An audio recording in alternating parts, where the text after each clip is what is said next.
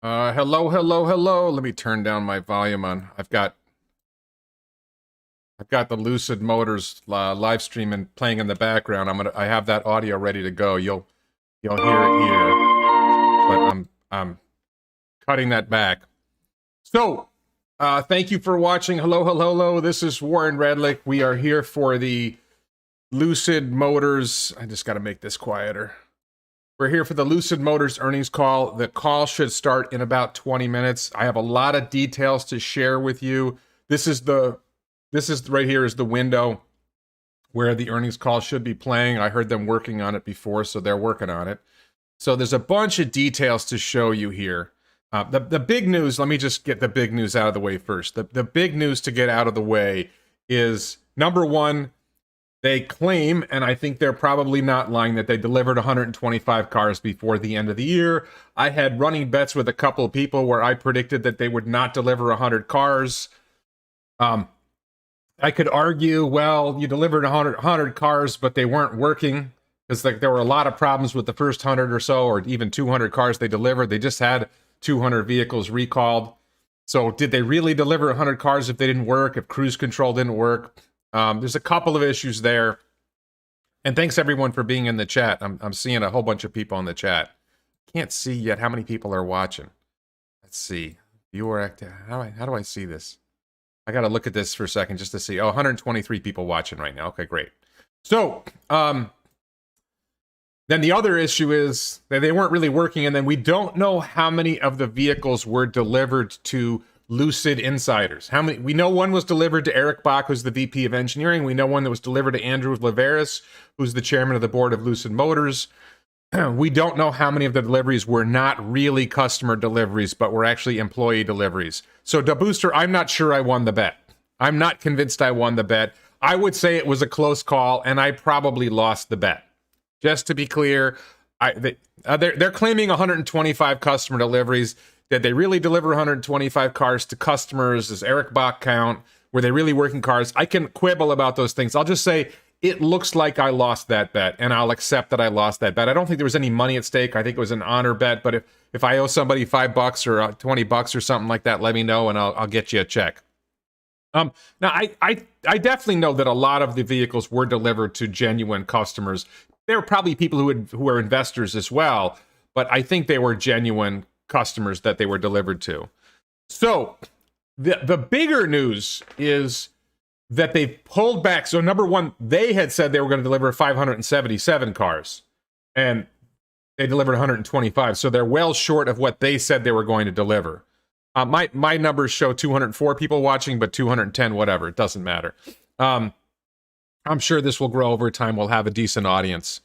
So they delivered. Let me see if I have some things to show you on screen from the, let's see. Okay, so here's some highlights. Hold this so I can see it. So they delivered 125 vehicles, so I was wrong on that. Cash on hand, $6.2 billion. This is more than I expected. And this is the surprise. This is the surprise to me. Capex is over $400 million. That is low. This is the amount of money that they're investing in building their factories and getting the equipment together to build more cars. This is lower than it should be, and I think I can show you.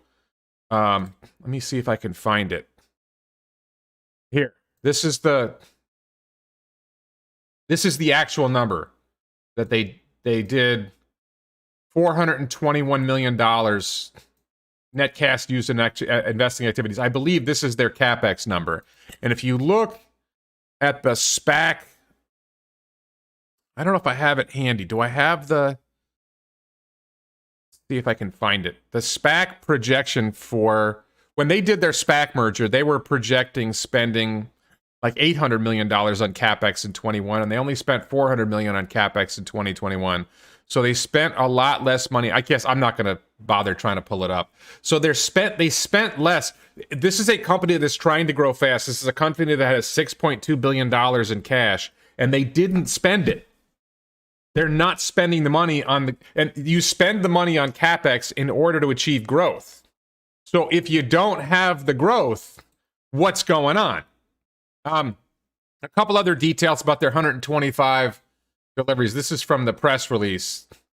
125 deliveries, over 300 deliveries to date. That's the end of February. So they delivered 125 by the end of 2021, and they've delivered another 175 or 200 or so far, which is not a very good run rate, right? If you deliver 200 vehicles in 2 months, not a great run rate. This number here, let me see if I can.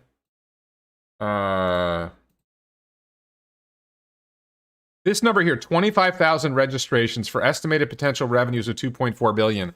This works out to an average of about $96,000 a car. When they did their SPAC merger, it worked out to $86,000 a car. So the claim would apparently be that they've increased orders for higher end vehicles and they haven't reservations, and they haven't seen this because they had like 13,000 reservations at $86,000 a vehicle. It was 7,500 registrations at $650 million. So now they're at 25,000 reservations at 2.4 billion. The average dollars per reservation has gone up by like $10,000. So are more people reserving the Grand Touring? Are less people reserving the Air Pure? There's some iffy details there. I'm not saying it's wrong. It just seems a little iffy. Let's see what we got. I think I just did this one. Right, I did that one. Okay, let me remove that. Was there anything else in here I wanted to... No, I think I covered that. Okay, so then highlights 2. Let me move this down. So highlights 2, they kicked off phase 2 factory expansion in Arizona. Bear's Workshop has shown video that they're building the framing now of the second part of the factory. It's an interesting issue here that the vehicle, let me see. It's an interesting detail that they're saying, I'll get to this, they're saying they expect to deliver 12 to 14,000 vehicles this year, that the existing building has a production capacity of 34,000. So what's the rush to build the second phase of the factory? If you're not going to build enough vehicles in the first phase of the factory for this year, you got to get phase 2 ready, but it doesn't really need to be ready until well into 2023 then. Production exceeds 400 vehicles, over 300 vehicles delivered to date. And then there's this, in 2022 announced plans, they just announced this, plans to build first international manufacturing facility in the Kingdom of Saudi Arabia. This sounds like an incredibly dumb thing to do. Like, I don't know that there's a lot of vehicle manufacturing in Saudi Arabia. I don't know that the supply chain is going to be lined up for Saudi Arabia. Somewhere else in the document or in the press release, they said they expect to actually complete the factory in 2025. So they got a lot of times to get it working. But 4 to 5 a day, 260 days. Yeah, it's not even 4 a day. They're not even making 4 a day. That's pretty bad. Because that's not a pace for 12,000 vehicles a year right now. Let's see. What else do I have for you? Highlights 3. Okay. Right. This is where it says it. In addition to Arizona production, announced plans to construct a new production facility in the Kingdom of Saudi Arabia by 2025. Well, given their timing, that's 2026. But where's the supply chain for Saudi Arabia? Where are you getting your battery cells from to Saudi Arabia? Saudi Arabia doesn't produce battery cells, so you got to get battery cells from what? China, Japan, where from Korea? Where are the battery cells coming from? Where's the labor force coming from for this factory? Are you bringing them in from India? Are you bringing them in from other Arab countries? How much are you paying them? Saudi Arabians make good money. There's not a big labor force waiting to get in manufacturing in Saudi Arabia, so you got to get labor from somewhere else. So their claim, this is the thing, they said that AMP1, the factory they've already built, is already capable of 34,000 Lucid Air vehicle units per year. And they're expanding this one, which will get them to 90,000 units per year. But this is one of the questions that I'm hoping we get answered in the investor call from the analyst questions is, what is their target? Because they didn't say, they said their target production for 2022 is 12 to 14,000. They're saying that's limited by the supply chain. What's their projection for 2023? Right? Because do I have that? I don't think I put the SPAC reservation. Oh, I just wanted to show you this really quick. I mentioned before that they claim that they're this is their this is the reservations they said they had in February, and this is the dollar value. That works out to $86,000 a car. So all of a sudden they're up to $96,000 a car. How did that happen? Interesting question there. Capex. Did I already do this? I already did that. How are we doing? It's 5:20, so they should be starting up soon. Let me pull up. Let me see what else I have for you. There was something in here where they said, maybe it's in their press release. Let me find their press release. Oh, here we go. Let me pull this up for you.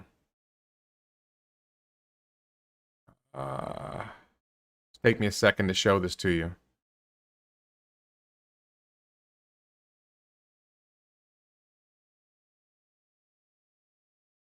Sorry for this. Let's see.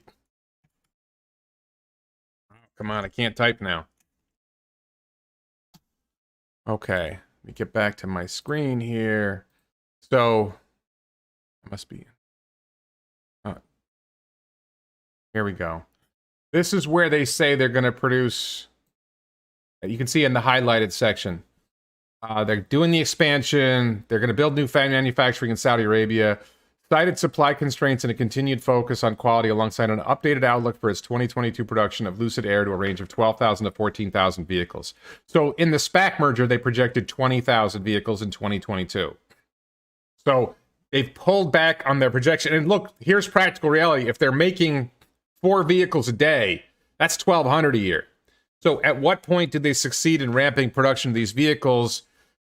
That's an open question. What, when we're going to see what's their run rate right now? How do they expect to get to this higher run rate? What have they done to solve the supply chain constraints? A lot of questions here that we got to see answers to. Let me just look at what questions we have. Is Tesla prepared for cyber attack? They ran out of woolly mammoth hair to sew their leather seats.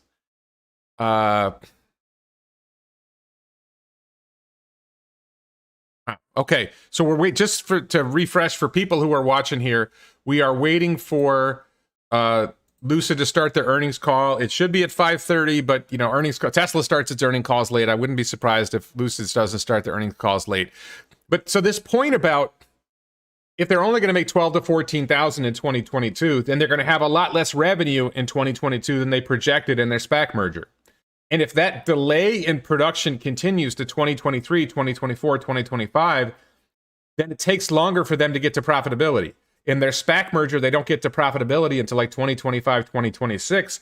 If they have all these delays in production, then that pushes their revenues further down the road. And that was the other big thing. It's really striking that their Capex was lower. It's not clear why. It seemed like they were dragging their feet on building the second phase of their factory. So maybe they decided to shift their Capex later into 2022 instead of 2021, which is the opposite of what Tesla's been doing. Tesla's been pulling Capex forward. Tesla has been pulling Capex forward to get their factories ready quicker to increase production faster. So when you spend money on Capex, that's money that's going into building factories and bringing equipment into your factories to build the cars. If you spend less on Capex, it reduces your ability to produce cars because you have less equipment to be able to build cars. Assuming they work 5 days a week, they'll need to make 50 cars per working day to produce 14,000 in 1 year, according to Peter. Thank you, Peter. Yeah, I mean, they don't work on Sundays that I've seen. How many shifts are they working? There's all kinds of issues here. Let's see. I'll eat my shoe if they deliver 14,000 cars. All right, Larry Apple, I lost my bet. Are you going to lose your bet? No, they're not going to deliver over 14,000 cars. The question is, are they going to make 10,000 cars? Are they going to make 5,000 cars? Oh, that's the other question. Sorry, there's another issue, which is their revenue number. Do I have that? Their revenue number, here it is. I don't think I put this up yet. Their revenue number was, Q4 revenue was 26.4 million right here, including 21.3 million from initial deliveries of Lucid Air Dream Edition. Where did you get $5.1 million in revenue? This is striking that their revenue, where did the $5.1 million in revenue come from? They had like $300,000 in revenue for the first 9 months of the year. They sell t-shirts? Where is this? This is not explained. When Tesla breaks down their revenue, they say automotive revenue and other revenue. It's probably not service revenue. What other revenue is Lucid Motors getting in that $5.1 million? Something iffy here. The $21.3 million, by the way, when you divide that by 125 cars, it works out to $170,400 a car. That means that no one bought options. All the cars came spec. You couldn't pay extra for any options on the car. Maybe that's the case. Maybe Dream Edition was there are no options. $170,000 is everything. I'm not saying that's not true. I just think that that's an iffy little. There's a lot of iffy little details here. But I just think the larger issue is you're pushing revenue off into the future. You're pushing investment off into the future. They have a $6.2 billion cash pile right now, partly because they didn't spend the money they were supposed to spend on building factories and buying equipment to build cars. If you go forward and you say, okay, we're going to, if you put off, because you still have expenditures, you got 3,900 employees, you're paying salaries, you've got a lot of things that you're spending money on. You're pushing off profitability further in the future. If I'm a long-term investor in Lucid Motors, like if you're playing short-term games on Lucid stock, I'm not for you. I'm not here to say that Lucid's going to fail tomorrow. I am wearing the Lucid Q t-shirt. This is from elonbits.com. If you want to check that out, elonbits.com for the. I think did I pin that to the top of the chat? I guess I didn't. But it's elonbits.com, elonbits.com. So just to refresh, I lost my bet with Ricky, and I think I had one other person I bet with on the 100 vehicles. They delivered 125. I'll take them at their word. I could quibble with the cars didn't really work, and we don't know how many they sold to employees, but okay. 5.1 million from their YouTube channel. Interesting. They delivered 5 times the number of EVs as GM. That's a good point. GM only delivered 26. They 5x GM's deliveries, and at a much higher price per vehicle, too. Sejal Pascal says, I want to know how many of these deliveries went to employees. That's a good question that should be asked, because we know Rivian's delivering a lot of vehicles to employees. So Machu Picchu says this is one of my issues is how's this Saudi factory going to work? Saudi has tons of foreign workers from India and the Philippines. The Saudis and Emiratis don't lift a finger, but they may buy BEVs. Yeah, I agree with you, Machu Picchu, that they're going to have to bring in foreign workers to work in these factories. But that's not necessarily easy. That can be a challenge. And how much are you paying them, and how good are they at auto work? I'm sorry, I'm listening for. I have the. This is just so you guys can hear it. This is the.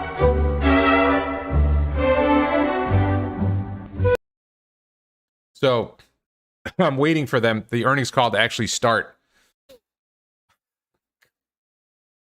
4,500 cars this year with multiple recalls, sure. In Q4, they delivered 125 cars, and 21 million out of 26 million were to priority customers and their own employees.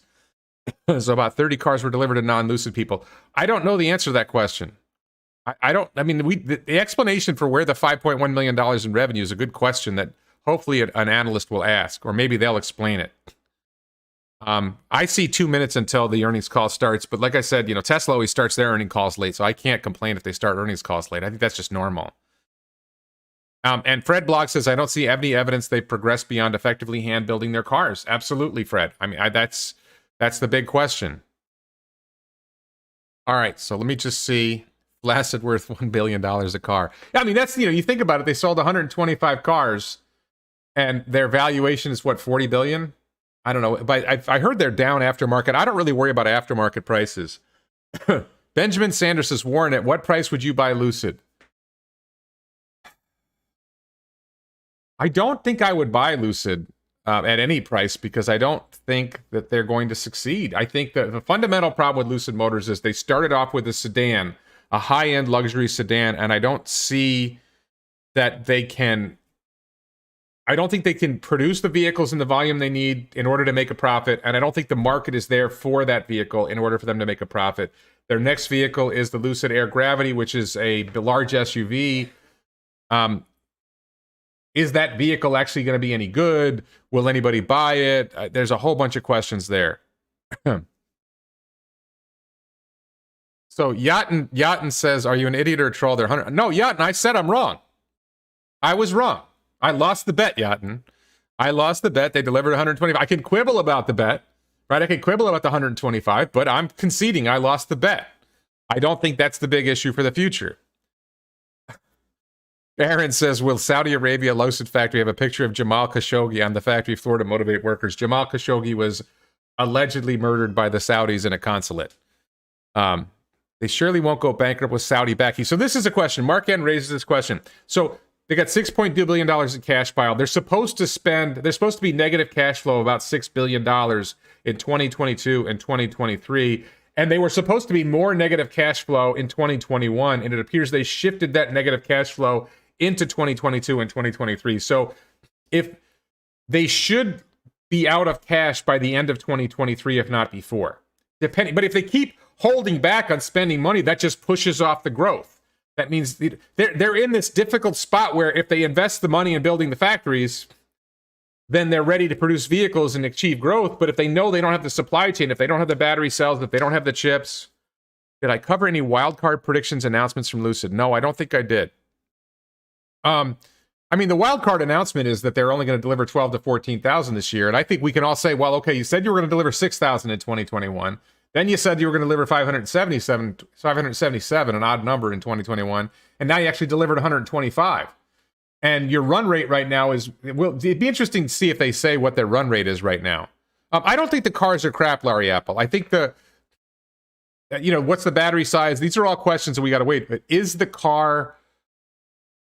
I've seen enough positive reviews of the vehicle. The vehicle has issues. They've got recalls. They've got problems. But I've seen enough positive reviews that they...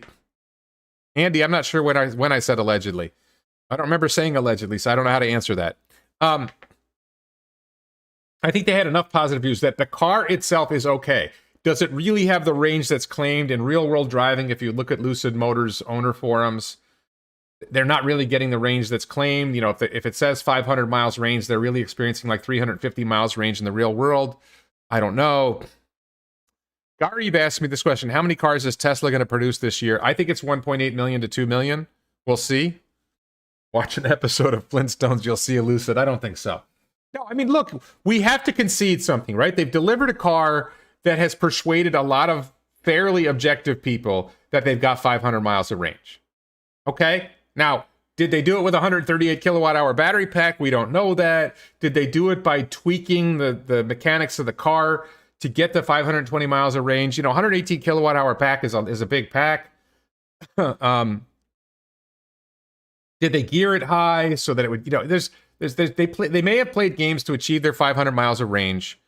I think it was 520 for each mile, 520 car numbers for each mile of range. But they said in February, they said they were going to deliver 577 cars, and they only delivered 125.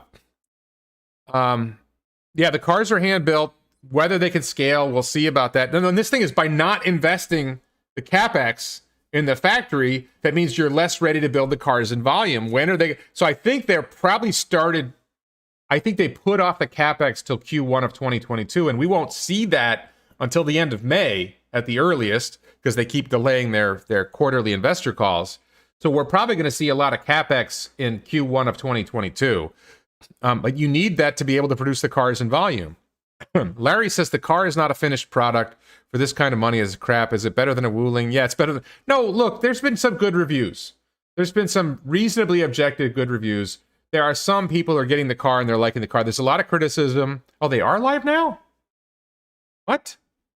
Why am I not hearing it? Are they scamming me? There we go. CEO and CTO, and Sherry House, our CFO. If you guys can hear what they're saying, please let me know. If you can't hear, let me know. After the close of market earlier today. Both are posted on our website. Before we get started, we want to emphasize that some of our statements made on this call, particularly those regarding the future financial performance of the company, industry trends, company initiatives, and other future events, are based on the information that we have as of today and include forward-looking statements within the meaning of the Private Securities Litigation Reform Act of 1995. Forward-looking statements are subject to numerous risks, uncertainties, and other factors that could cause actual results to differ from expectations, and we refer you to the cautionary language included in risk factors in our annual report on Form 10-K for the year ended December 31st, 2021, as well as other documents filed or to be filed with the SEC for a fuller discussion of such risks, uncertainties, and other factors.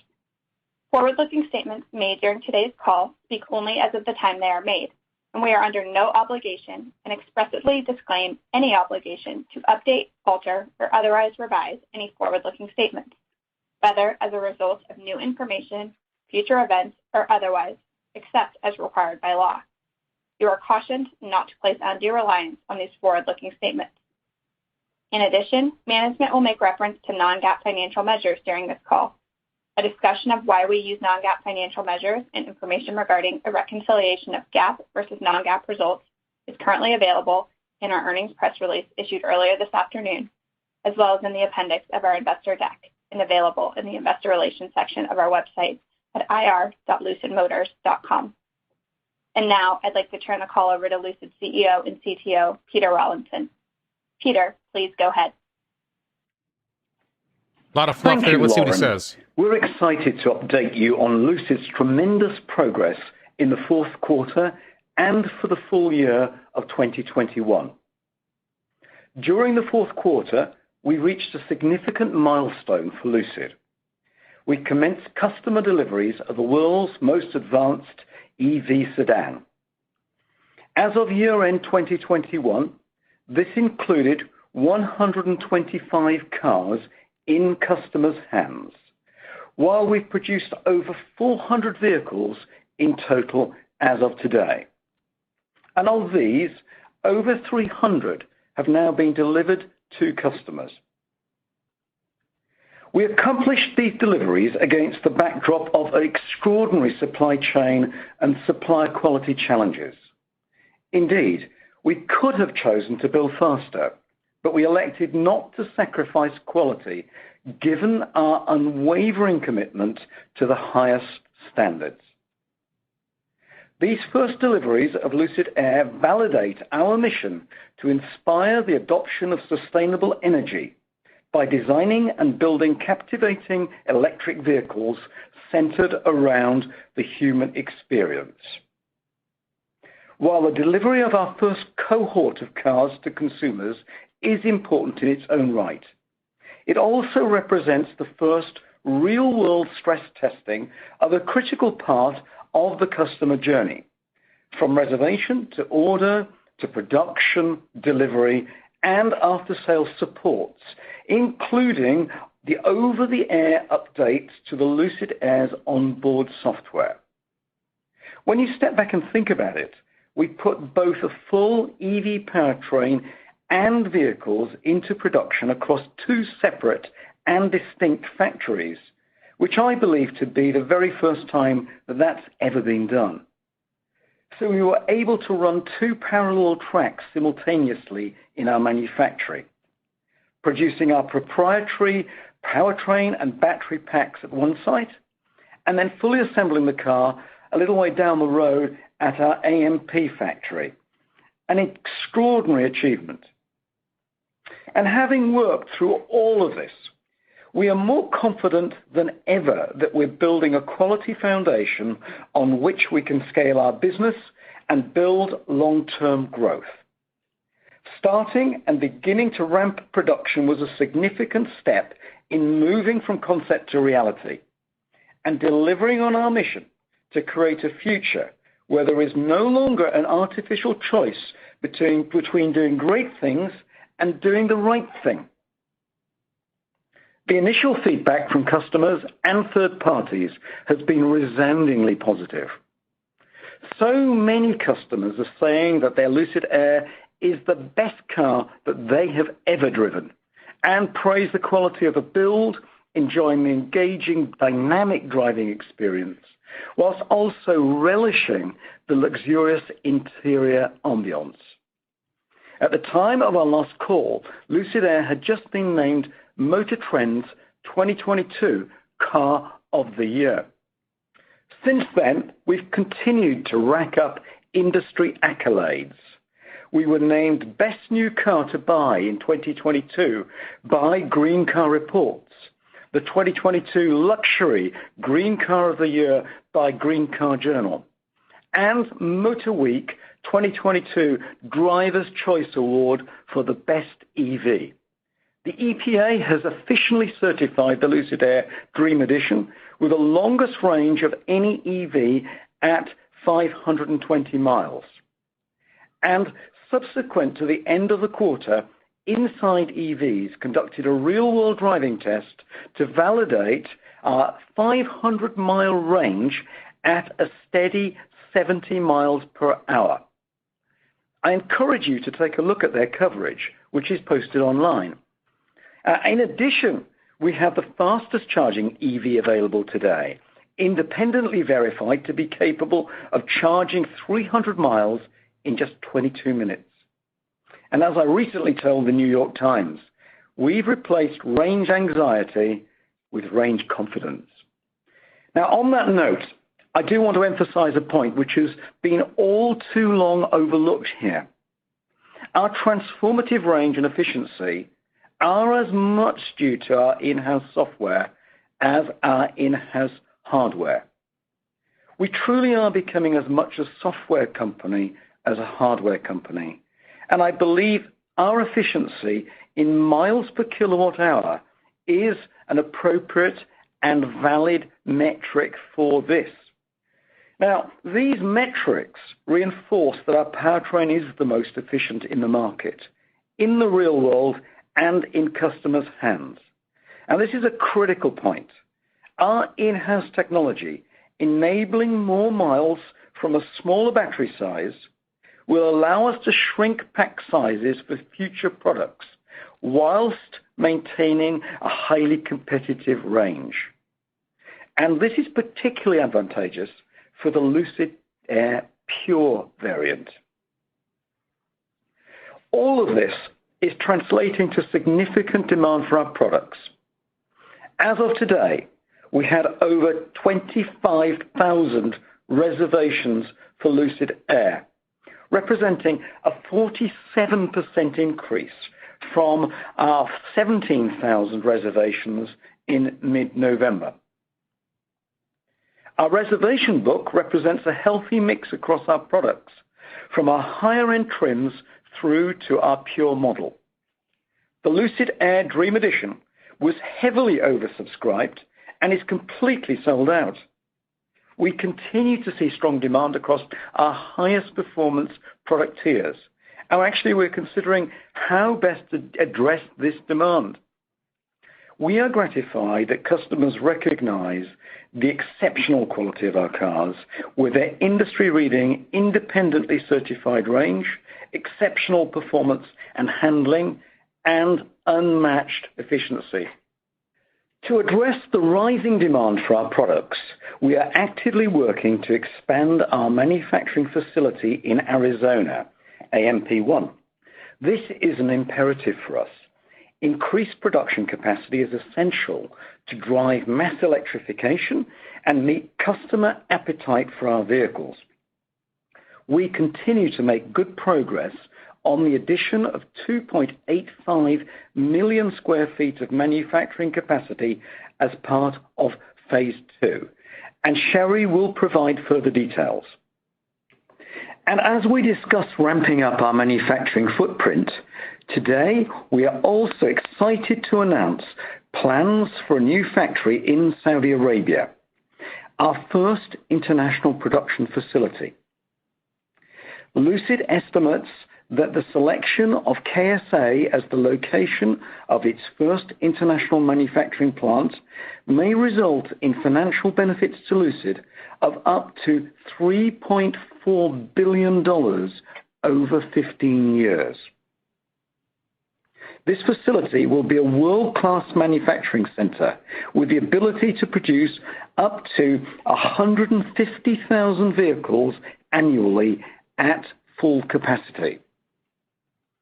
We appreciate the efforts of the Ministry of Investment of Saudi Arabia, the Saudi Industrial Development Fund, and the King Abdullah Economic City to finalize this game-changing collaboration.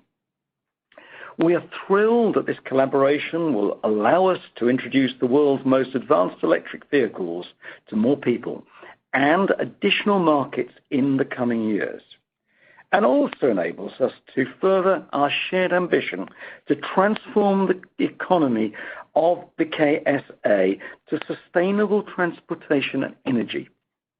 We look forward to breaking ground shortly and expect the facility to begin production in 2025.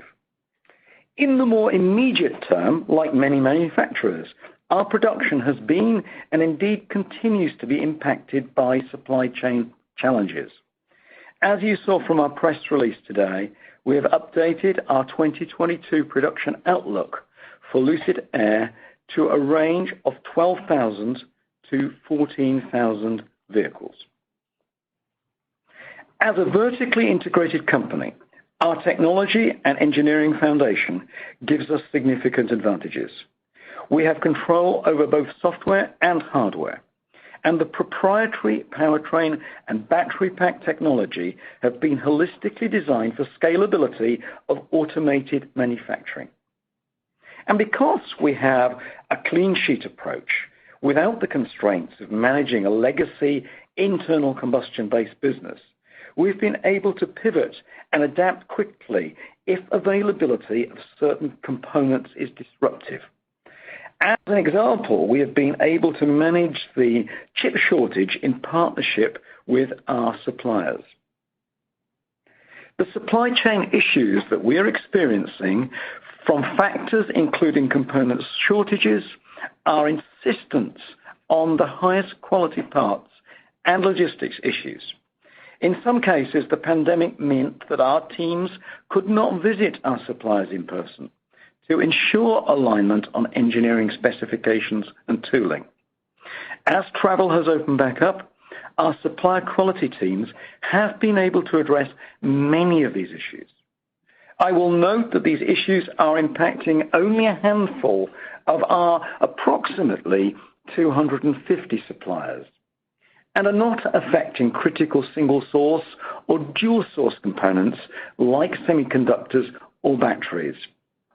Instead, it's been commodity items like glass and carpets, and we've adapted by changing our specifications or indeed switching vendors if needed. In some limited cases, we are evaluating additional opportunities to move production in-house to drive further efficiencies. We believe we will move past the key bottlenecks we're experiencing in the next few months with further improvement in the second half. We're continuing to augment our skills and capabilities and refine our processes in supply chain and logistics.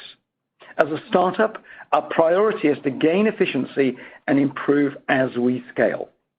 None of this is possible without an experienced team that brings decades of experience in the automotive industry, including in manufacturing and the supply chain.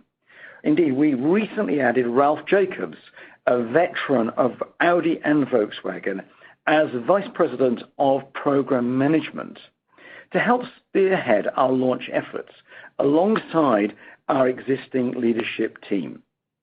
Overall, while we are optimistic that our current shortages will ease over the coming quarters, we also know that unexpected issues will arise in the future. And we are confident that we have and continue to augment the right team in place to manage them. We are at an inflection point in terms of consumer interest in and adoption of electric vehicles, which means our timing as we scale simply couldn't be better. The entire car market is going electric.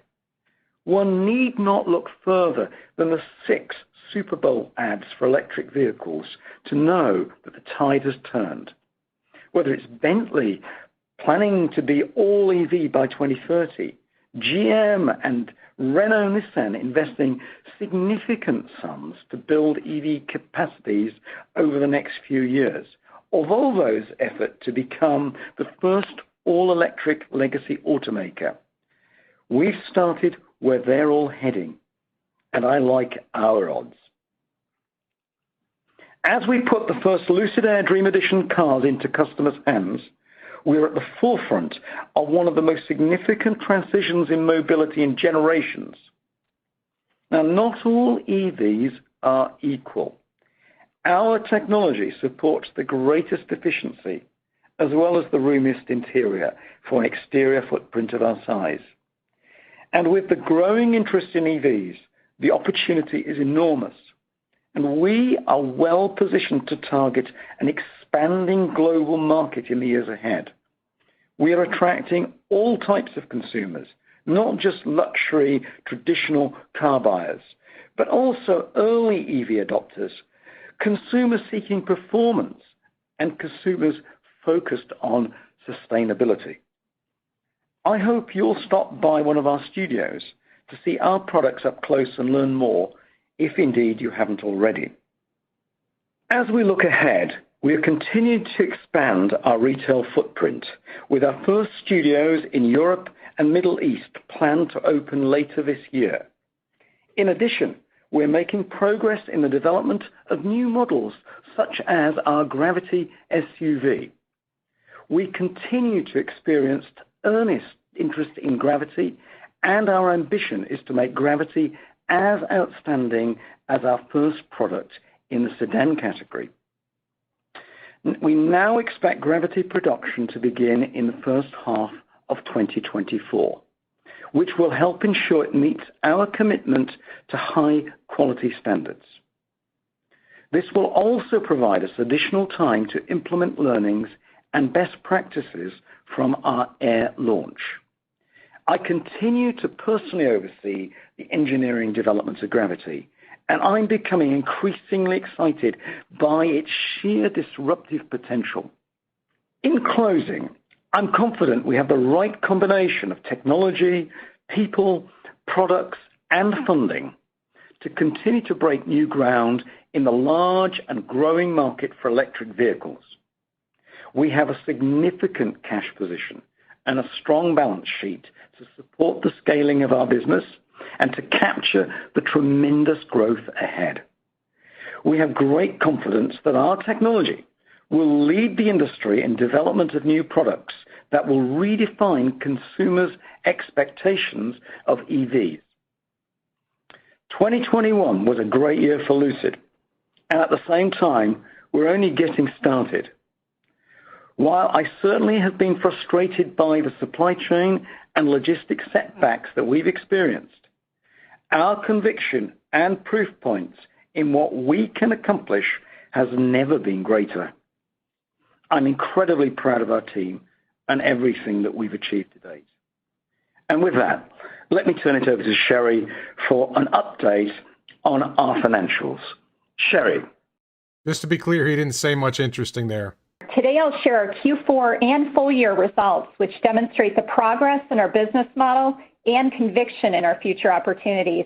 As Peter mentioned, 2021 was a critical year in establishing the foundation of our business operationally, which is reflected in our financial results. We are very excited to have started deliveries in the fourth quarter. Our Q4 revenue was $26.4 million, including $21.3 million from the initial 125 deliveries of the Lucid Air Dream Edition, which began in October. We also recorded $4.9 million in revenues from battery pack sales from the Formula E Racing Series. Our results in the fourth quarter reflect the inflection point we are at, beginning to scale production and delivering vehicles while investing substantially in the future promise of the company. Cost of revenues were $151.5 million, which includes direct parts, materials, shipping and handling, overhead, and estimated warranty costs. Launch costs were a meaningful part of this number in Q4. We brought in additional manufacturing and quality personnel to ramp up production. These steps represent our commitment to the highest possible quality standards. We also experienced increased logistic costs and expedited freight due to supply chain disruptions. As a result of these increased costs, we recorded an impairment charge of $48.9 million in the fourth quarter to reduce inventories to their net realizable value, less the cost to sell.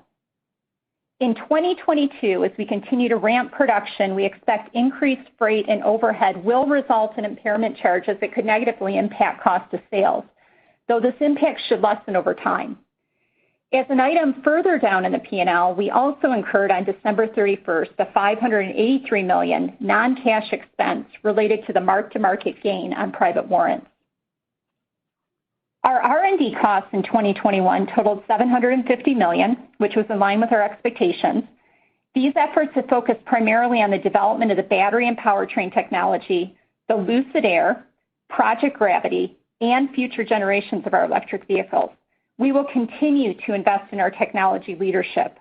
As more OEMs bring EVs to market, it's critical that we maintain our competitive advantages by delivering the unique combination of hardware and software that sets Lucid apart.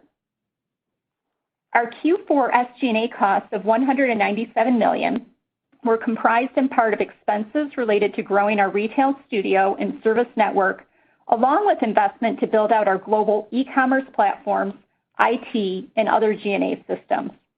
We opened 6 additional studios and service centers and have hired personnel in North America, Europe, and the Middle East as we prepare the business for international sales and service in 2022. Over the next several quarters, we will continue to build out our core business systems and direct-to-consumer digital and physical infrastructure to transact with customers in new countries. Additionally, operating expenses were impacted by stock-based compensation in the amount of $151 million in Q4, including vesting under the CEO Equity Award Agreement.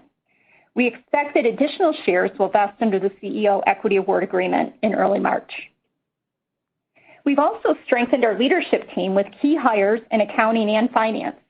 We appointed Gagan Dhingra as Vice President of Accounting and Internal Controls and Principal Accounting Officer, and Mustali Hussain is Managing Director, Global Treasurer, and Head of Financial Services. Together, they bring decades of strategic. Just wanted a quick mention that stock-based compensation is going to be interesting for later. National public companies. Attracting and retaining talented, experienced people that want to be part of this new wave of transportation will be key to our success. So far, despite constraints in the labor market generally, we've been able to add talented colleagues to the Lucid team across geographies and levels in the organization. Overall, and as reflected in our financial results, we continue to invest in best-in-class technology, processes, personnel, and systems. This is a theme you will continue to hear throughout 2022 as we create the infrastructure necessary to scale globally and operate effectively as a large public company.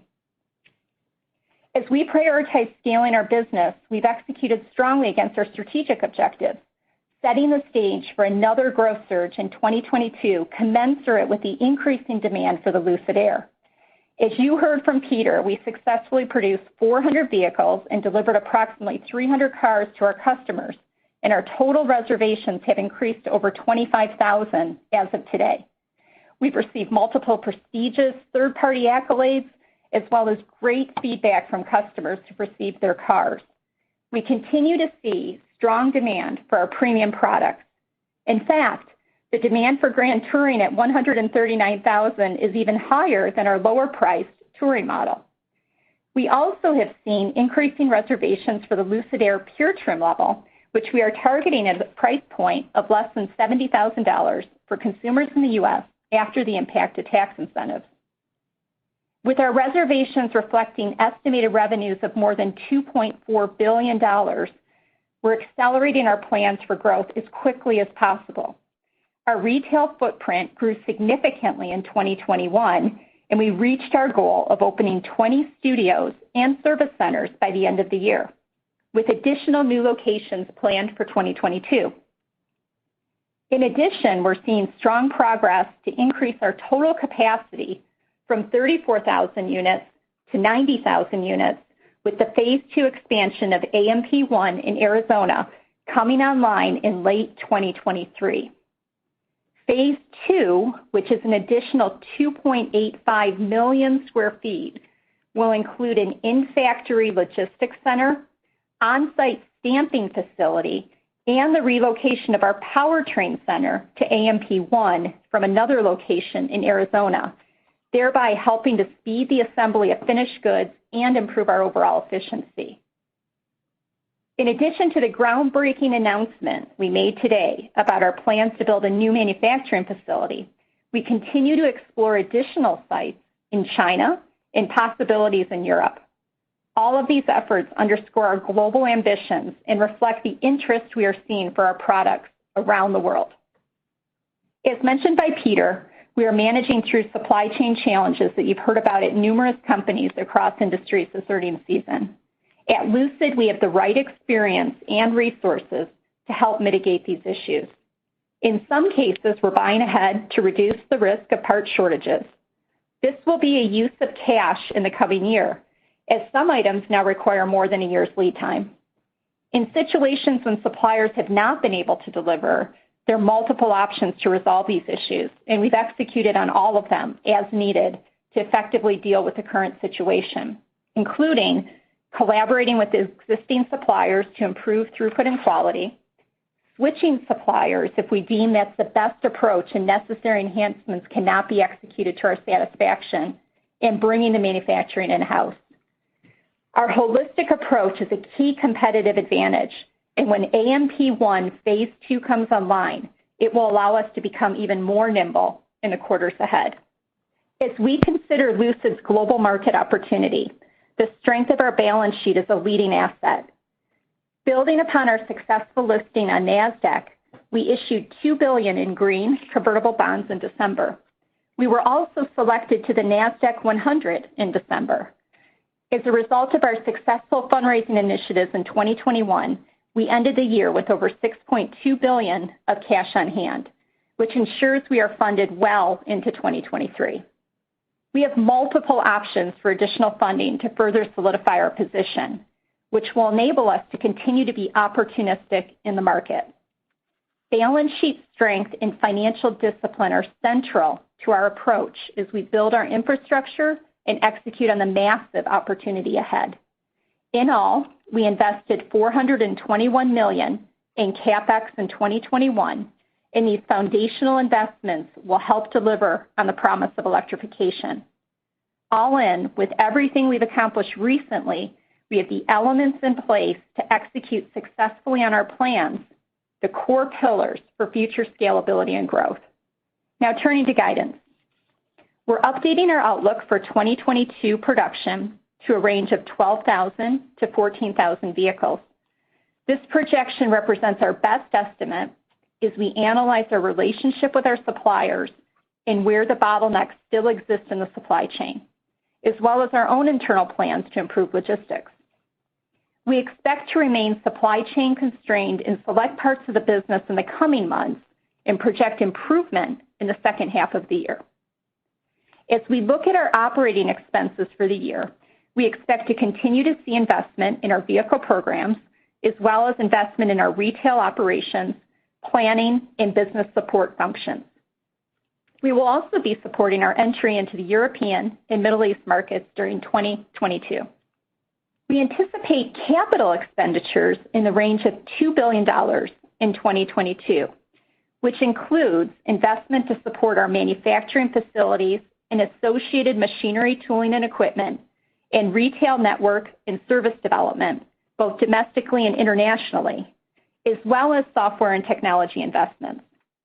This represents a nearly 5x increase compared to our spending in 2021 as we work to dramatically scale our business.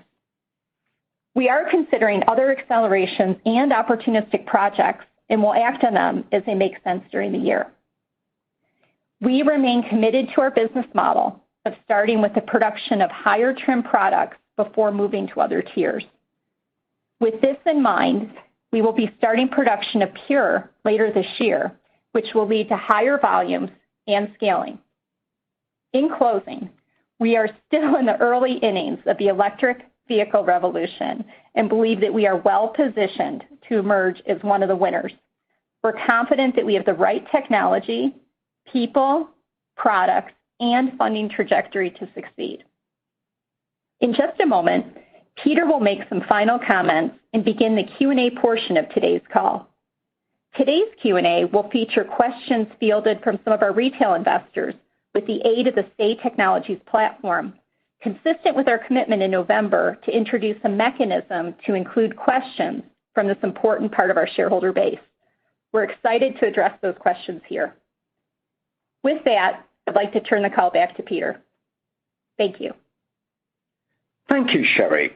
I hope it's clear why we're so energized by what we've accomplished in the past few months and by how much opportunity is still ahead of us. We're looking forward to continuing our dialogue with all of you in the months ahead as we build momentum in the business. And with that, let me turn it back to Lauren to get your questions. Thank you, Peter. It is now time for our Q&A session. We will start by taking a few questions we received from investors who submitted questions on the Say Technology platform. We have implemented this platform to enable shareholders to post questions directly to our management team, and we have chosen questions which address topics that we felt were not discussed in our prepared remarks. We will also take questions from our research analysts. And the first question we received from our retail investors is related to Lucid's current and forward-looking competitive strategy. Do you have any strategies in mind to compete with Tesla? Well, that's a fascinating point, actually. Well, in fact, we really don't see ourselves competing directly with any particular car companies. Our goal, and my goal, is straight out to make the very best cars. We want to make the very best electric cars in the world. Our mission is to inspire the adoption of sustainable energy. I actually believe the Lucid Air is the best product in the world already. I believe we're at the forefront of that technology. And the proof points are that we have the most efficient EV with the highest range certified by the EPA. We have the highest voltage, the fastest charging. And these are also proven and validated outside by real-world third parties and customers. But what excites me the most is we're advancing state-of-the-art. I'm really confident that we can do that because, I know the product roadmap. For me, it's product, product, product. Thank you, Peter. And our next question is supply chain related. How is Lucid approaching the chip shortage? Yeah, as Peter mentioned in his prepared remarks, to date we've not experienced a gating issue with semiconductors, and this is really for several reasons. First, Lucid has significant electrical and hardware engineering talent, and we design many, but not all of our printed circuit boards in-house. Hence, when certain of these shortages have surfaced, we've been able to adjust our designs and revalidate and resource promptly, largely using our existing direct relationships. Second, we stay in close contact with our supply base to understand any critical shortages, and we do periodically leverage the spot market to secure chips that are at risk. And we purchased ahead where it makes good business sense. In fact, just recently I approved a purchase direct for a chip that required a 72-week lead time. This is not a trivial process to actively manage the chip shortage situation, and it does continue to evolve. But Lucid is really well positioned to deal with these sort of challenges because of our deep subject matter expertise and the direct relationships that we enjoy with many of the semiconductor leaders. Thank you, Sherry. And our next question, any update on the Apple car discussions? Well, I've been asked this question a number of times in the past. Unfortunately, we have nothing to provide related to discussions with Apple or any other potential partner at this point. But I would say that said, we do recognize the attractiveness of our product and technology for such companies, and we're always open to discussions.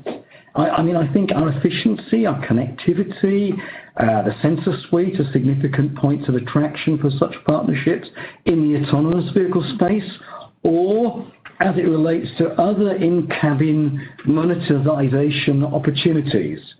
I think we really recognize that we are in the process of creating in Lucid Air a computer on wheels, and that software development is a huge part of that. We've been focused upon developing software as much as hardware. In the past year, we've brought in significant leadership from Apple and other disruptive technology companies to take our digital engineering leadership. We remain very open-minded on this front, and we're excited about potential for partnerships.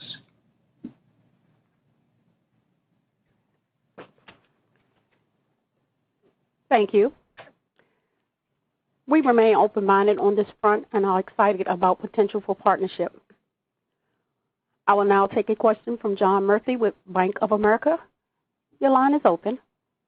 Good afternoon, everybody. Thanks for the information. I just had two quick ones. First, Peter, as you think about the causal factors for the reduction in your planned production this year, I mean, you're citing supply chain. It appears that maybe some of the capacity expansion and reorganization has put forth or been prioritized over ramping volume in the near term for the benefit in the long term. And there might be some other micro issues that we can't see. I'm just wondering if you could kind of bucket those or maybe rank those in order of sort of impact. And then also, as we think about this, does this change your outlook for 2023 volumes, or is this sort of short-term pain for long-term gain? Yeah, there's some interesting points.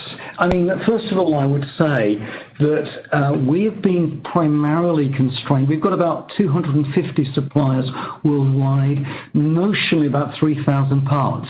And this has been really a phenomenon of just a small handful of our 250 suppliers. Paradoxically, we've been mainly impacted in a commodity supply parts. For example, finish parts, trim parts for the exterior, even glass and carpet. So it's not the core technologies of the vehicle that have been largely impacting us here. And we have, you're right, we've chosen quality over volume. We don't want to get sucked into a myopic view of short-term numbers. We're building a brand with a 10-year plan, and our customers have been really grateful and appreciative of the quality that we've built into our car, the build quality. So we prioritize quality over numbers. For 2023, just to provide a little bit of context there, the supply chain situation is quite dynamic, and we will share guidance as we experience more of the following quarters, and we'll be doing that in Q4 for sure. What we can say, though, is that the tooling is coming on nicely within the factory for phase 2, and that is enabling us to be able to produce up to 53,000 Lucid Airs as we are by the end of 2023. So we do have the ability to bring on this tooling that's going to enable, continued availability of production. Exactly, and as by way of risk mitigation, John, we're supplying particular support to some suppliers to up their processes and bring them in line with our quality expectations. Some we're actually reallocating the supply to new suppliers, and in some instances we're actually bringing processes and manufacturing in-house so that we can have vertically integrated control of quality and volume. Okay, that's very helpful. And then just a second question around the Saudi facility. Do you expect the financing to come from internal funds that you have, or do you think the public investment fund will be a key component of funding that capacity addition, I should say, even expansion, but the incremental addition of that facility in Saudi Arabia? It just sounds like there would be a lot of interest in the diversification from their standpoint, so they might be able to or willing to put more capital in. I'm just curious what your expectations are there. Well, first of all, we ended the year with $6.26 billion of cash in the balance sheet, so that in and of itself funds us really well into 2023. So as we look to launch these efforts, here in 2022, we already have the cash available to us to be able to use. I mean, as we move forward, with our forward business plan, we plan to leverage, many sources of capital. It could come from, governments. It could come from the capital markets, whether it be debt or equity. And right now we see, just a tremendous number of opportunities for funds. So we're going to look at what's going to be in the best interest of the shareholders and be really opportunistic, looking for cash that is efficient. Okay, that's very helpful. Thank you, guys. Thank you. Our next question comes from the line of Itay Michaeli with Citi. Your line is open. Great. Thanks, everybody. A couple of questions. Just first going back to the supply chain pressures. Just hoping you can maybe articulate, it sounds like you expect most of the recovery to happen in the second half of the year. Maybe talk about how much visibility you have over the next few months with some of the suppliers you mentioned, and just the degree of confidence of how to think about the cadence of improvement in production throughout the year. Yes, well, we have an unerring focus on addressing some of the supply chain challenges. We see them to continue for the next few months, but we see an uptake in the second half of the year. So we're really optimistic that we're going to be able to resolve these. And again, this is a small handful of suppliers. We're not talking about fundamental technologies here. We're talking largely, paradoxically, commodity suppliers, finishers, carpet, glass, and things like that. And unfortunately, you can't sell a single quality car unless particularly those visible parts, are absolutely perfect. So we're very optimistic that we will resolve, but it's going to take a few months, and the second half of the year we'll see a significant uptake. And our guidance is based upon that premise. That's very helpful. Thanks for that color, Peter. Just a quick follow-up on the 25,000 plus reservations. Hoping you can give a bit more context around the regional breakdown, kind of where you're seeing the most incremental demand coming from. I don't know if you have any detail on which other vehicles or segments some of these reservation holders are kind of coming from, and any additional color. So we announced we've got over 25,000 reservations. Last time we announced we'd had over 17,000 mid-November, so that's a well over 40% uptake. I think what's really important to recognize here is that is just for Lucid Air. We haven't opened reservations for Gravity, and this is our reservations that only opened in North America, Europe, and the Middle East. The lion's share of those reservations are our home market here in the US, and also we have a fantastic mix here. Of course, the Dream Edition is sold out. We've actually started making Grand Tourings, and Touring is coming later this year and reaching to something really excites me, the Pure, before the end of this year. And we've got a really healthy mix of orders between those models. Moreover, I should say, because the Dream Edition was so resoundingly sold out, we're looking at how we can address that actual latent demand out there for our higher end products. That's very helpful. Thank you, Peter. Thank you. Our next question comes from the line of Charles Coldicott with Redburn. Your line is open. Thank you, guys. So my first question for Sherry. So Capex, thanks for the guidance of $2 billion this year. I have in mind that at one stage last year, you were intending to spend $900 million in 22. And then I think in July you announced a plan to accelerate some spending. But nevertheless, the $2 billion it feels like a further raise on that acceleration. So can you talk to us a little bit about where that additional spending? He's wrong on that. Benefits that should come from it. Yeah, maybe I'll start with that. Yeah, of course. Actually, we were planning to spend, closer to $900 million in 2021, and that was before we did that June update. In 2021, we ended up spending $421 million in Capex, and it wasn't that anything is delayed. It's just the payment of some of the Capex ended up being shifted out by about a quarter. So a lot of that $500 million essentially is now moving into 2022. So that is increasing the base amount that you're seeing originally in 2022. And actually our amount in 2022, the prior guidance was higher than that. It was, I believe, closer to 1.3 billion originally. And so now we're bringing in that 500. And then as you might recall in that June press release, we had talked about taking some of the spend, $350 million of the spend from 2025 and 6, and moving it into the earlier years with an overall increase in Capex of 6 to 7%. So really, you're not seeing anything different from that guidance that we provided before. You're seeing this kind of shift that's happening. Okay, wonderful. Thank you. And my second question, you mentioned some input cost inflation, maybe around logistics. Obviously, we've seen it more broadly from raw materials. I'm wondering what sort of impact we should expect from that this year, and are you intending to offset any or maybe all of it with price rises?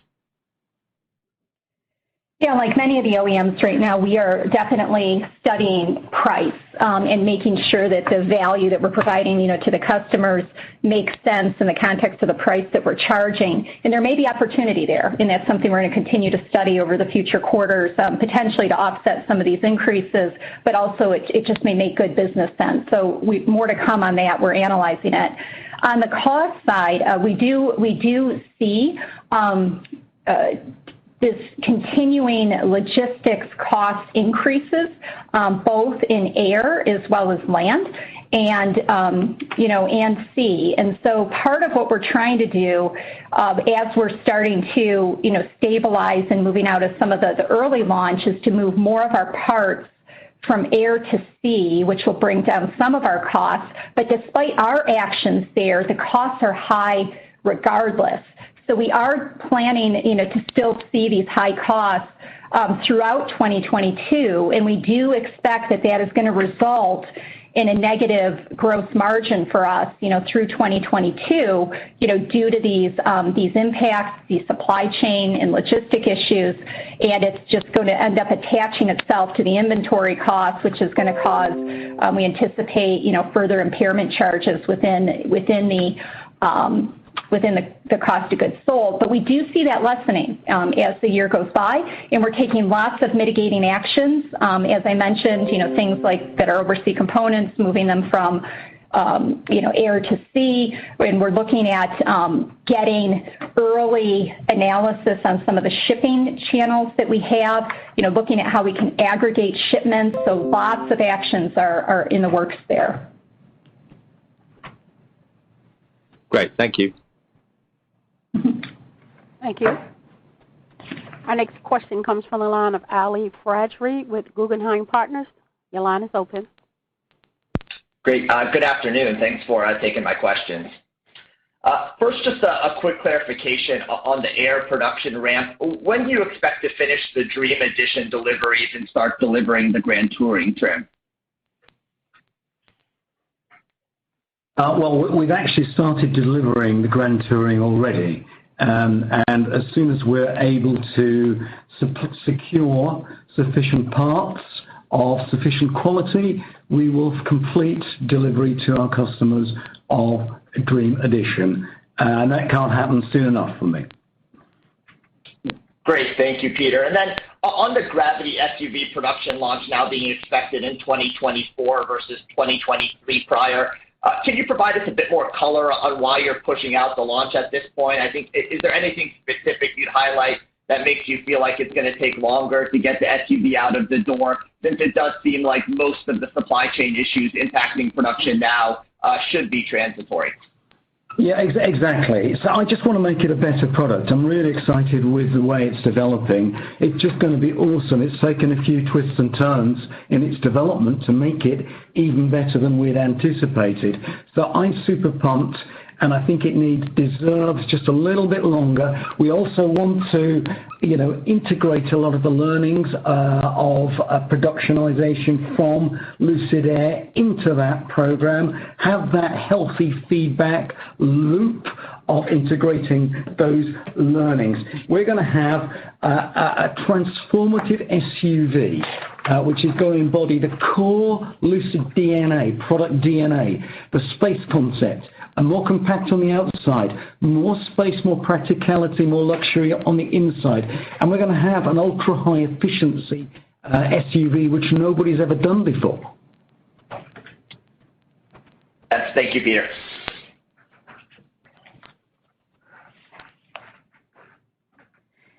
And we will next take our investor question through the Say Technologies platform.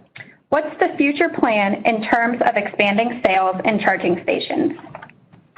Oh, thanks, Lauren. Yeah, we're actively and thoughtfully investing in our retail studio and service center footprint to support our customers throughout their customer journey. And that's everything from discovery and initial interactions with our product and technology all the way through over-the-air updates and post-sales and service. You know, as we disclosed, we have increased our studio and service center footprint to 20 locations by the end of 2021. All of those are in North America, and we brought our first Canadian operation online in Q4, and we're excited to be entering the European and Middle East markets in 2022. We have started work on our Munich location, and we expect to open it this spring, and then we also have several other domestic and international announcements planned throughout this year. I should also mention that we have mobile vans deployed in over a dozen major metropolitan areas already, and we're going to be expanding that throughout the year as well. On the charging front, first off, we're fortunate to have the longest range and the fastest charging vehicle, so our charging frequency and duration is shortened. That said, you know, we're continuing to enjoy the partnership that we've established with Electrify America, and we're actively studying whether it makes sense to deploy specific high-speed charging infrastructure on a case-by-case basis. You know, we're also watching the deployment plans for charging infrastructure that's funded by the U.S. government, and we're excited to hear that with the joint office that's being developed between transportation and energy, that they're looking to get some of these first charging infrastructure in place and online as soon as the end of this year. And so that's also going to benefit all of us in the EV sector. So we're excited about that as well. Great. Thank you, Sherry. And the last question we will take from the Say Technology platform. What are the next plans for the company, and where do you see Lucid in 10 years? Oh, wow. Well, you know, as we discussed in our previous remarks, right now we're focused on ramping up production and achieving delivery targets. And we've got laser focus on that. The whole team, the company is just laser focused on that as we seek to fulfill what is now 25,000 reservations, over 25,000 that have been placed by customers for just the Lucid Air. So now we've got Grand Touring in production, and then the next product is already taking place. Then we've got Touring coming later this year, but the one that I'm really excited about is Pure. Pure is on schedule for late this year, the Pure version of Lucid Air in its purest, most affordable form. And we're expanding our manufacturing footprint as well, both now through the expansion at our AMP1 factory in Arizona, and that's through phase 2. That will add 2.85 million square feet to our production footprint, and will increase our annual production capacity in Arizona up to 90,000 vehicles per annum. And in addition, we'll be building out our AMP2, our second factory, in the Kingdom of Saudi Arabia, our first assembly site overseas. And that alone will add another 150,000 vehicle production per annum. Now, as discussed, we continue to work on Lucid Gravity. That's on track for the first half of 24. I'm super excited about how disruptive an SUV this is going to be. And, you know, overall, we have the industry's leading EV sedan, and we started customer deliveries. It's a significant achievement for our company. Next step is really about scaling, and capturing the tremendous opportunities ahead, just as our consumer interest in EVs is reaching this inflection point. And of course, I'm a product guy. It's going to be scale, product. This is a technology race. But, to wrap up, I'd like to just to say a few words how grateful we are to all our stakeholders, to the employees, to investors, to our suppliers, our partners, for helping us in the progress and for helping realizing this all-important mission. Thank you. Ladies and gentlemen, this concludes today's conference call. Thank you for your participation. You may now. All right. So, how do I close that window? Let me see if I can get rid of that window. Okay. So, I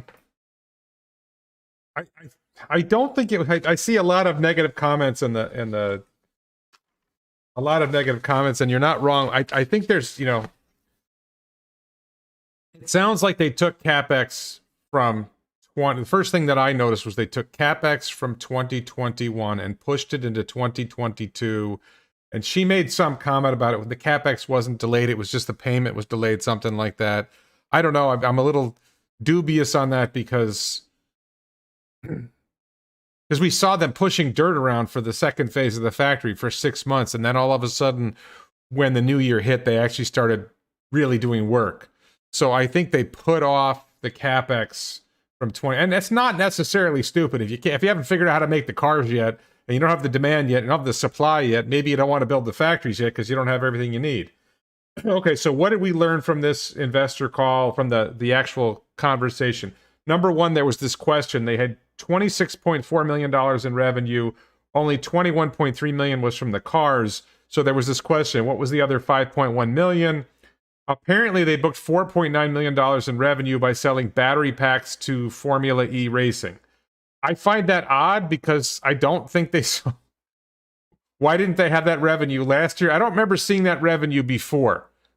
So, and they were supposedly supplying battery packs to the Formula E before. So why wasn't that revenue there before? That's an interesting question. Let's talk about things we didn't get the answers to. We didn't get an answer to run rate. What is their current run rate? How many vehicles are they producing now? We didn't really get 2023 projections. We'll give you 2023 projections when we get to Q4. I think I had more on that.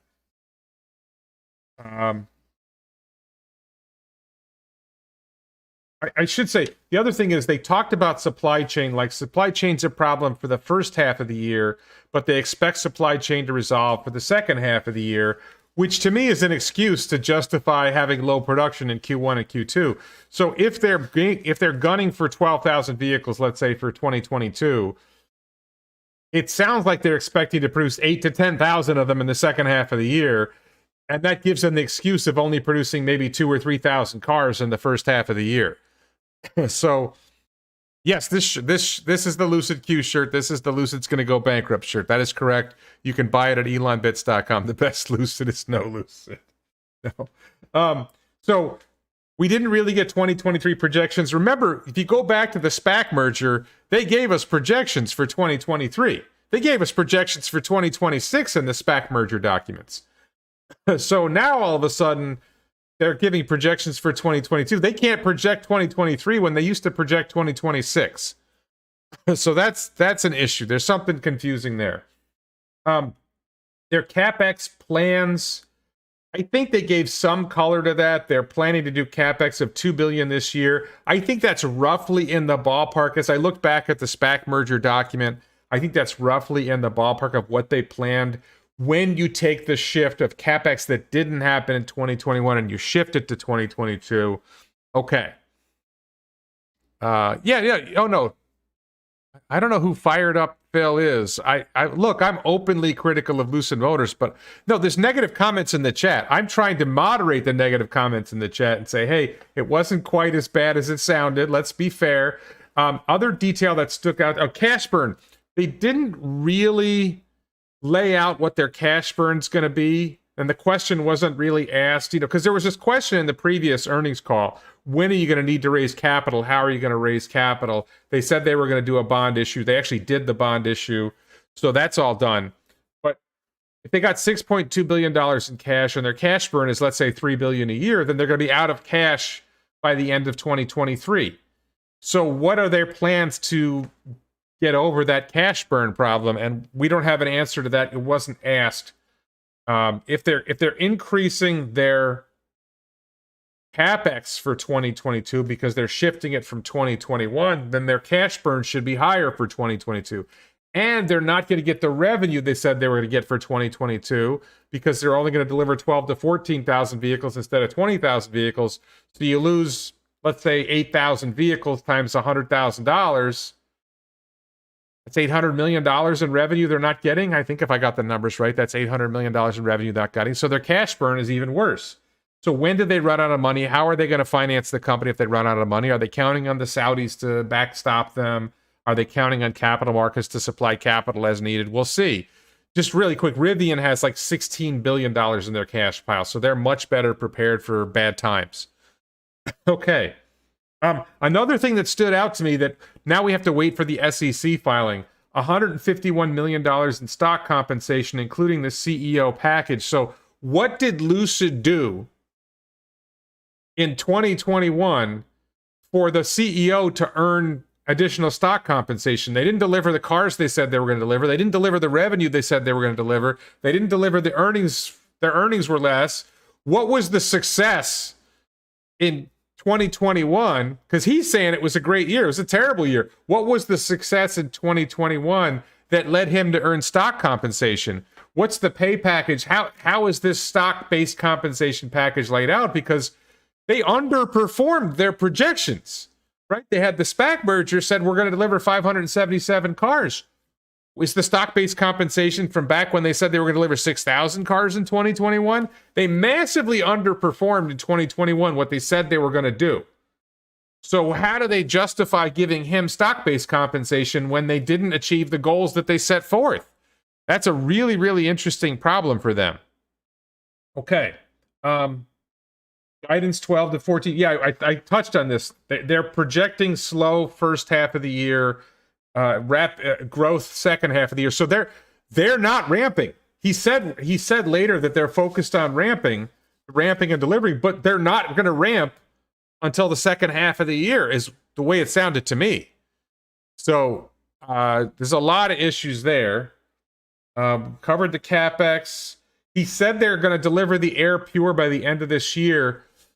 That's an odd thing, because if they have so much demand for the Grand Touring and the Touring, which were much more expensive vehicles than the Pure, then why would you bother trying to deliver the Pure by the end of the year? Now, the answer to that is, if more than half of your 25,000 reservations are Air Pures, and I think 75% of the reservations are Air Pures, then you run out of your high value demand customers sometime in the third quarter, and you've got to start delivering Air Pures because you don't have enough customers for the Grand Touring and the Touring editions of the vehicle. And he made some comment about they might try to find a way to satisfy the Dream Edition, the people who wanted the Dream Edition who couldn't get it. But that goes against the idea that you were selling this as a collector's item, basically. So that's kind of goofy. He got stock-based compensation for getting a Motor Trend Car of the Year. Maybe that was it. I don't know. Boy, the questions were terrible. How are you going to compete with Tesla? They didn't really answer that question. They really dodged that question completely. I mean, he said we have longer range, but the practical reality is, how are you going to compete with Tesla? They don't make cars that compete with Tesla. Their claim all along was we compete with the Mercedes S-Class. Their target all along was the Mercedes S-Class, not the Tesla Model S. They're going for hyper luxury, not mid-level luxury. What do you call it? Post-luxury, some other BS line. So the chip shortage question, apparently they're not affected by the chip shortage. They're affected by trim, glass, carpet, commodity parts. No guidance on 2023. They said they might give guidance in Q4. There was a question about Apple Car. They said they chose the questions from Say Technologies.com, and they chose a question about the Apple Car. They chose questions that they didn't answer, right? They have, who know? I didn't look at the Say Technologies website to see what the questions were, but they chose questions that they chose not to answer. That was a little cheesy, for lack of a better term. There was a question about how they're going to finance the factory in Saudi Arabia and whether they were going to use Saudi financing. which is they didn't really answer that question. There was some reference to something about the terms is going to save them $3 billion over 15 years, which really isn't a lot of money when you add that up over 15 years.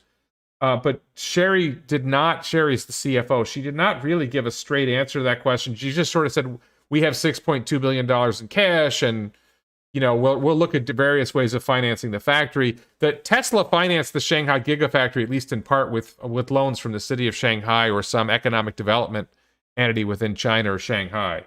So there's nothing wrong with financing it with local financing if you can. If you can borrow money to build your factory instead of spending your cash pile, go ahead, as long as you get favorable terms for the financing. But they didn't really give a straight answer to that. Lucid is carpet limited. They're carpet limited. They're glass limited. There was a question about when they're going to deliver the Grand Touring. He said they've already started delivering it. I didn't realize before that they pushed Project Gravity into 2024. In the SPAC merger, they were going to deliver. Let me see if I have that. In the SPAC merger, I think they projected delivering the Project Gravity in can I find that? I think they projected delivering Project Gravity in 2023. They projected delivering 12,000 Project Gravity in 2023 and 49,000 of them in 2024. So they have pushed off Project Gravity, which is their supposedly super SUV. So that's another delay. And the more you delay things, the more you're delaying your revenue. This is the fundamental problem for Lucid Motors, is you had this plan to achieve profitability by 2025 or 2026, and you're delaying your revenue, right? It doesn't sound like they're delaying their costs that much, but they're delaying their revenue. So your profitability gets pushed out to 2027 or later. And, your cash burn, should exhaust their cash by 2023. So are they going to issue stock and dilute existing shareholders? Are they going to borrow more money, which creates further expenses? If interest rates are starting to rise, if we hit a recessionary environment, at some point the Saudis say, you know what, we're ready to let this pig go, and they dump it, or they arrange the sale of the company. Who knows? All kinds of things could go wrong there. There was a question about where do you see yourself in 10 years, didn't really answer. There was a question about whether they were going to deploy charging infrastructure. That question wasn't really answered. There's a lot of non-answers to the question. It's funny that they chose the questions and they didn't answer them. All right, let me see what we got in the comments here. We're 6:40, so I'm going to go another, I don't know, we'll see. I might wrap up fairly soon. I might go another 10, 20 minutes. I had planned originally to go to 7 o'clock, so which is 20 minutes from now for those who are watching in another time zone. This factory is Saudi, will be paid by all the money the Saudis stole from us. I don't know. Is that a duct tape improvement? So my Beats headphones I forgot to charge them. I have this problem with the Beats headphones that I forget to turn them off after I use them. So these are my old Sony headphones. Yes, that's duct tape on them. It's better than the pink cone headphones that the Everything Money guy used in their video on Tesla. I want to hear about their energy. There's nothing about the energy storage business. There's nothing other. There were all these things they talked about in their SPAC merger that aren't happening. There's no hint. If Project Gravity is pushed off to 2024, and let's face it, that's probably really 2025, then some future lower cost vehicle is probably pushed off to 2026, 2027. Holmar's catalog. Omar Kazi in the chat. Thank you for joining, Omar. He said they were teaching parts suppliers how to build parts. Yeah, I mean, that's not necessarily bad. I'm just looking here in the chat. The more you delay, the more you can pay yourself, it seems. Yeah, I think they're delaying the inevitable. I think there's a real Project Black Hole. I like that, Robert Hirsch. We're going to call the next vehicle Project Black Hole, which we're going to dump money into it. It's never going to happen. Thank you, Melody, for joining the call. So, by the way, what's going to happen now is I'm going to actually go back and dissect this entire call, listen to it again, because I was distracted by a variety of things. I'm going to try to listen to the call, go through all the documents, and I'm going to do a video in the next 2 or 3 days really breaking down the details of what's going on and breaking down how this affects their projections for the future, how this affects their future revenue, how this affects their future profit. There's a lot of issues here. If you're I'm not speaking to the short-term investors in Lucid Motors. And let's be clear, Warren is a loser. That's true. Envy says Warren is a loser. That's right. And let's be clear, I lost my bet. I had bet Ricky from 2-Bit Da Vinci that they wouldn't deliver 100 cars by the end of the year. They at least claimed to have delivered 125 cars. I don't have evidence to say that they didn't deliver 125 cars. You could argue they didn't deliver working cars because the cars had so many problems. You could argue that they delivered to employees.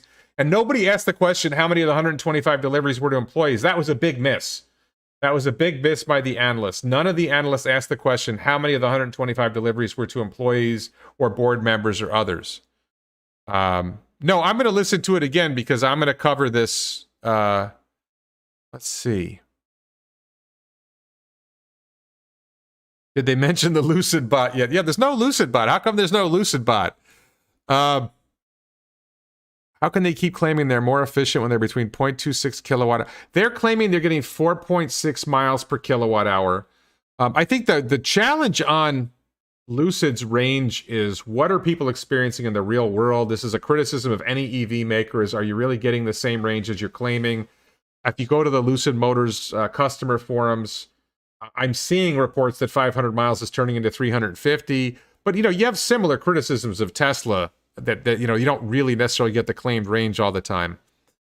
Prototypes are easy. Carpet and glass is hard. Thank you, Declan, for being in the chat. Lucid is never really transparent. Lucid Focus selling the stock. Lauren Ross. So I'm huge on Tesla. Small play on Lucid.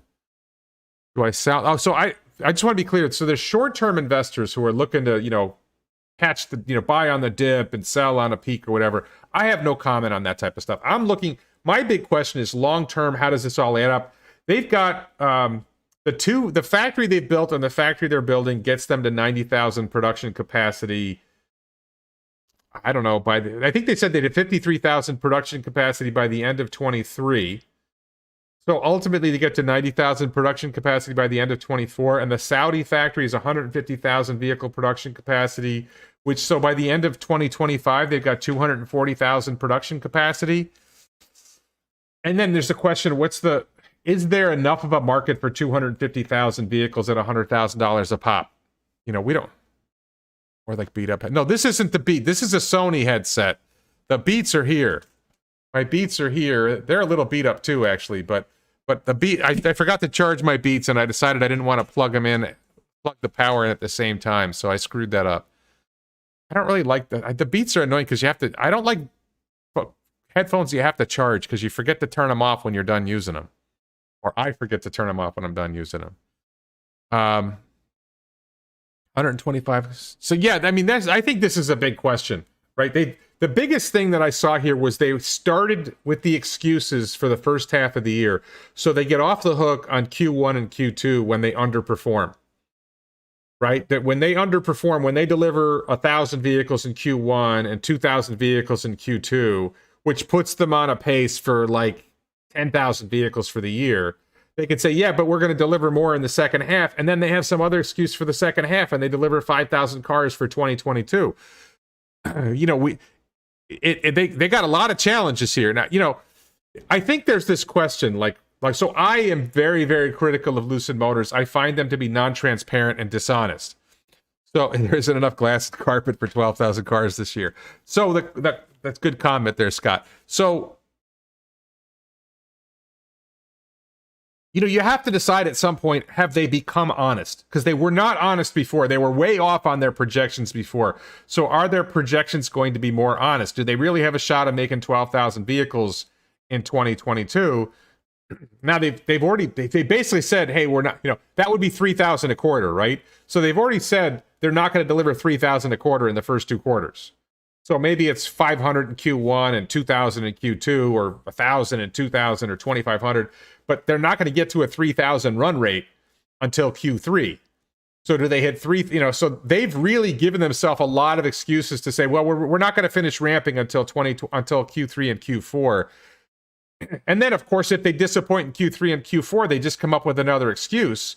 At what point, this is the question, first of all, are there long-term Lucid investors? Because a lot of Lucid investors are playing games and short-term games.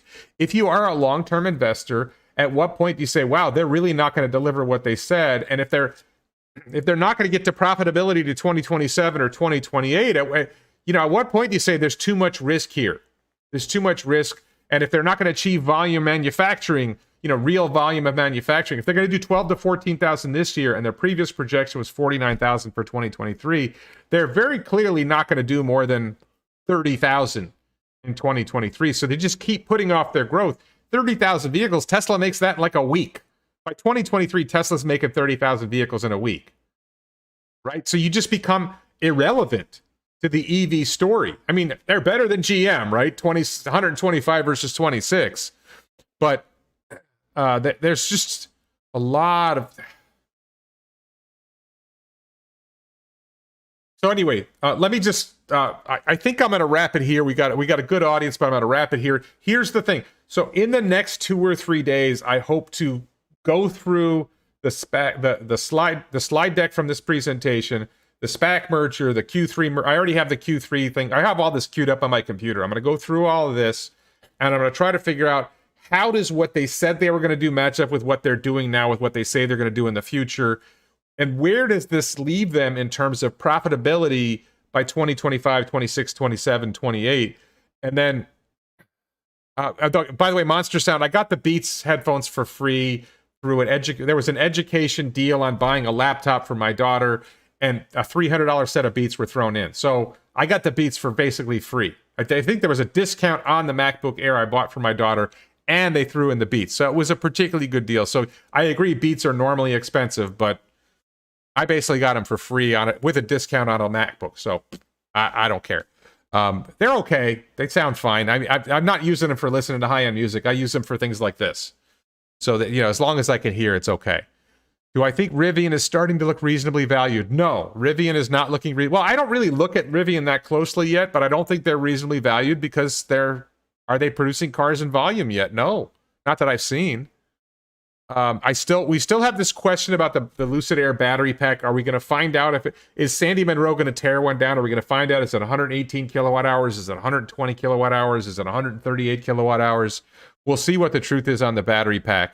But so anyway, I'm going to tear apart all these numbers, and I'm going to put together my analysis of where I think this is going in the future and what Lucid's prospects are for the future. So I got to cut out now because I got to take my girlfriend to dinner. My favorite joke of the day is my girlfriend has the best Wonder Box. All right. With that note, please check out my other videos. Please check out the t-shirts on elonbits.com. The Tesla Nair t-shirt, the Tesla's the next Tesla t-shirt, the Cybertruck t-shirt are all selling like hotcakes. I personally think this is a great shirt, but I don't expect many of you to buy it, but I love it. So thank you so much for watching. Have a great day. Have a great evening. Stream.